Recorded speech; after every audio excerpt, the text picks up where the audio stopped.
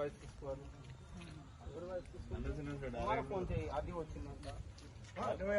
నారాయణుడు నేను అడిగినాను, ఆర్టీఓ ఉందంట, కలెక్టర్ ఉత్తర్వుల ప్రకారం తీసుకుంటాను.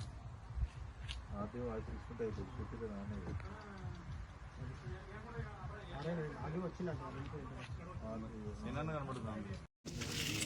సార్ నేనేమంటున్నా, నా సామాన్లు నేను తీసుకొచ్చుకుంటా. I'm not at all going to do anything. I will fight in court అని చెప్పిన. I will fight in court.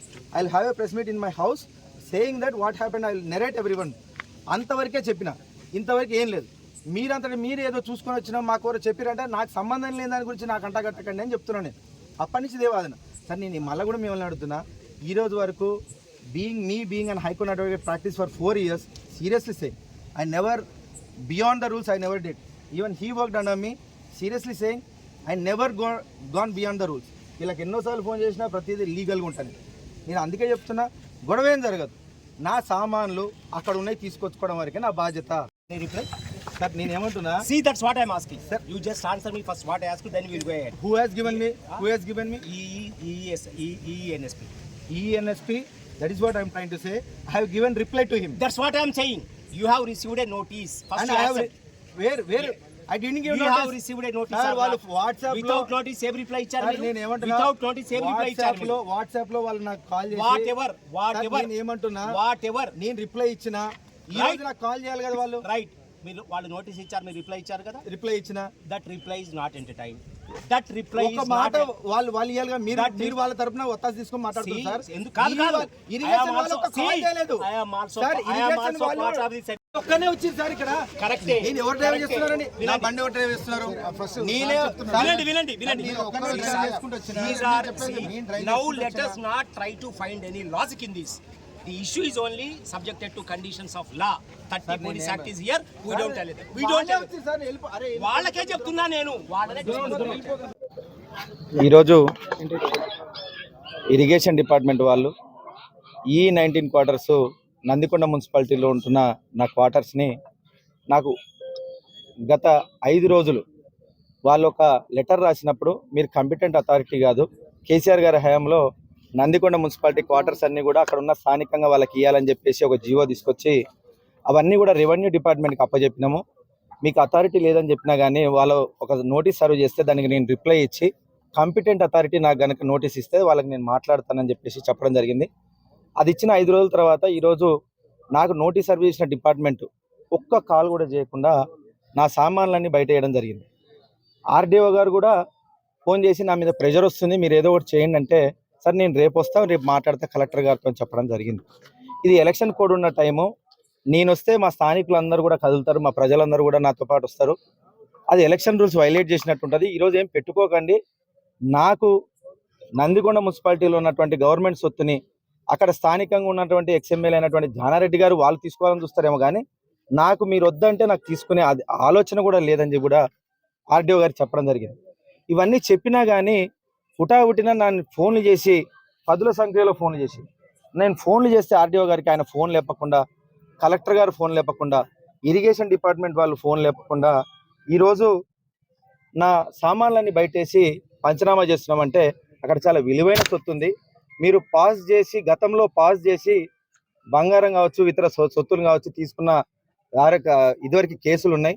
అందులో నా ప్రాపర్టీ మిస్ అవుతుంది సార్, నేను రానియండి అని చెప్దామని ఎంత ప్రయత్నం చేసినా నా ఫోన్ ఎవరు లిఫ్ట్ చేయలే.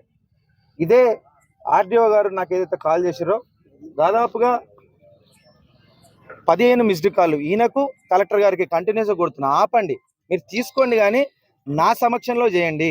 నాకు నోటీస్ సర్వ్ చేసినటువంటి ఇరిగేషన్ డిపార్ట్మెంటు వాళ్ళు నాకు ఒక్క ఫోన్ కూడా చేయకుండా ఈరోజు అక్కడ నా ఇల్లు ఖాళీ చేపిస్తున్నారు. ఈరోజు జానారెడ్డి గారికి ఈ 12 క్వార్టర్స్లో ఉండడం ఆయనకెంత హక్కు ఉందో, నేను ఒక ఎక్స్ఎమ్మెల్యేగా నేను కూడా E19లో ఉండడం అంతే హక్కు ఉంది నాకు. మీరు నా హక్కుని తీసేయలేరని గతంలో ఏదైతే చెప్పినో మళ్ళీ కూడా చెప్దామని చూస్తే ఎవరు నా ఫోన్ లిఫ్ట్ చేయలేదు. హుటాహుటిన మా అక్కడ చుట్టుపక్కల ఉన్న వాళ్ళకు వెళ్ళి నా సామాన్లు తీసుకురావాలి, మీరు అందరు కదిలిరండి అని చెప్పేసి ఇక్కడికి వస్తే, మా హైదరాబాద్లో ఫంక్షన్ నుండి కూడా అదన్నీ వదులుకొని ఇక్కడికి వస్తే ఈరోజు హాలియా బయటనే ప్రివెంటివ్ అరెస్ట్ మీరు ఉల్లంఘిస్తున్నారు ఉన్న రూల్స్ అని చెప్పేసి పోలీసులు వాళ్ళందరూ ఉన్న నాగార్జున సాగర్ నియోజక పోలీస్ యంత్రాంగం అంతా వచ్చి నివారిస్తున్నారు. నేను ఒకటే చెప్పిన, సార్ నాకు గొడవ చేయాలని లేదు, నా 80 లక్షల ఆస్తి ఎన్ఎస్పి డిపార్ట్మెంట్ నాకేదైతే కూలిపోయే బిల్డింగ్ ఇచ్చినప్పుడు నేను దాన్ని అయితే డెవలప్ చేసుకున్నానో నా సామాన్ నేను తీసుకొచ్చుకుంటా. వాళ్ళు ఈరోజు నన్ను ఎలగొట్టుండొచ్చు, రేపటినాడు ఖచ్చితంగా తిరిగి వాళ్ళకి అదే జరుగుతుంది అని చెప్పేసి వాళ్ళకి క్లియర్గా చెప్పినా కానీ ఈరోజు లేదు, ఇప్పుడు మీరు అక్కడ పోతే 200 మంది దాకా ఉన్నారు, అందరూ ఎలక్షన్కి అతిక్రమించినట్టయితే మీ మీద కేసు అవుతుంది, అరెస్ట్ చేయాల్సి వస్తుంది అంటే ఇక్కడ స్థానికంగా ఎవరు ఇబ్బంది పడకూడదు నా వల్ల అని చెప్పేసి ఈరోజు నన్ను మళ్ళా తిరిగి హైదరాబాద్ పంపిస్తున్నారు. నేను ఒకటే మిమ్మల్ని అందరినీ కోరుతున్నా, ఈరోజు ఒక ఎక్స్ఎమ్మెల్యేగా నాగార్జున సాగర్ నియోజకవర్గంలో నిజాయితీకి విలువ లేకుండా ఈరోజు అధికారులను అడ్డు పెట్టుకొని నన్నే ఇంత ఇబ్బంది పెడితే సామాన్య ప్రజల పరిస్థితి ఎట్లుందో ఈరోజు ప్రతి ఒక్కరు కూడా గమనించవచ్చు. ఖచ్చితంగా చెప్తున్నా, అదే ఈ 19 క్వార్టర్స్ లో ఉన్న ప్రతి ఒక్కరు కూడా ఎవరు కూడా పర్మనెంట్ పట్టాలేదు, అందరూ కూడా గవర్నమెంట్ క్వార్టర్స్ లో ఉంటున్నారు. అట్లా గవర్నమెంట్ క్వార్టర్స్ లో ఉన్నారు, వాళ్ళకి ఎంత అధికారం ఉందో సామాన్యులైన ఇద్దరు అక్కడ స్థానికంగా ఉన్నటువంటి కాంగ్రెస్ లీడర్ నా పక్క క్వార్టర్లు ఉన్నారు, కర్ణాటి లింగారెడ్డి అని, శేఖర్ రెడ్డి అని. వాళ్ళకెంత హక్కు ఉందో ఒక ఎక్స్ఎమ్మెల్యేగా నాకు అంత హక్కు ఉందని చెప్తున్నా కానీ ఈరోజు నా సామాన్ని బలవంతంగా బయటేయడాన్ని తీవ్రంగా ఖండిస్తున్నాం. దీన్ని హైకోర్టులో ఖచ్చితంగా కొట్లాడతా. అథారిటీ లేని వాళ్ళు ఈరోజు నోటీస్ ఇవ్వడం, ఈరోజు నోటీస్ ఇచ్చిన వాళ్ళు నాకు ఫోన్ చేయకుండా నా సామాన్లన్నీ బయటేయడం, ఈరోజు విలువైన సొత్తు అందులో ఉందని చెప్తున్నా కానీ మిమ్మల్ని అరెస్ట్ చేస్తాం, ఎలక్షన్ కోడ్ ఉందంటే, మరి ఎలక్షన్ కోడ్ ఉన్న టైంలో నేను నా సామాన్లు కూడా బయటేయమన్నాడు. ఒక స్థానిక ఎమ్మెల్యేగా నేను ఉన్నప్పుడు అది సమంజసమే కదా, జనాలందరూ వస్తారు కదా నా సామాన్లు బయటేస్తుంటే. అంటే వాళ్ళు రావాలి, ఉన్న బీఆర్ఎస్ కార్యకర్తల మీద, నాయకుల మీద కేసులు పెట్టాలి.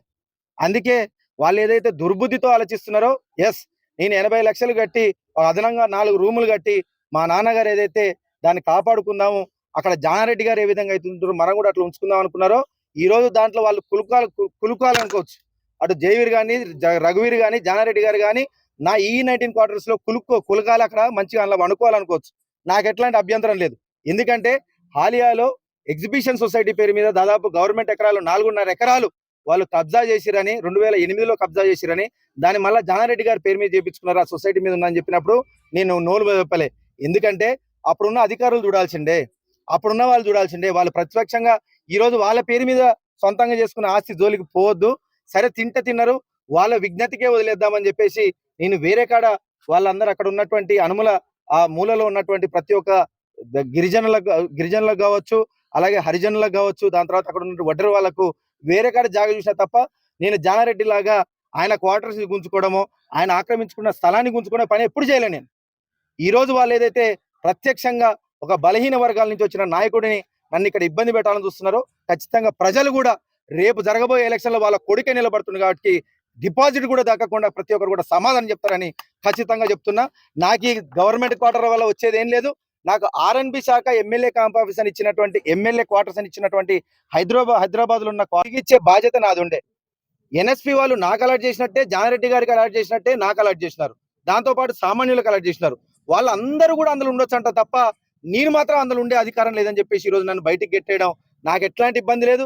నాకు గవర్నమెంట్ ఆస్తుల మీద నీకుంటదేమో ఆలోచన కబ్జాలు చేయాలని, నాకుండదు. ఖచ్చితంగా కాలం తిరిగి వస్తుంది. ఇదే కాలం, ఇదే పోలీసు వాళ్ళు మళ్ళా ఇదే ఎలక్షన్ టైంలో మిమ్మల్ని అందరినీ కూడా మీరు ఏ విధంగా అయితే చేసారో అంతగా మీరు అనుభవించే విధంగా ఖచ్చితంగా చేసి చూపిస్తాం. ఈ రోజు మిమ్మల్ని ఒక్క సెకండ్ కూడా వదిలిపెట్టలేదు, అన్ని రంగాల్లో మిమ్మల్ని వెంటాడుతామని కూడా తెలియజేస్తూ సెలవు తీసుకుంటాం.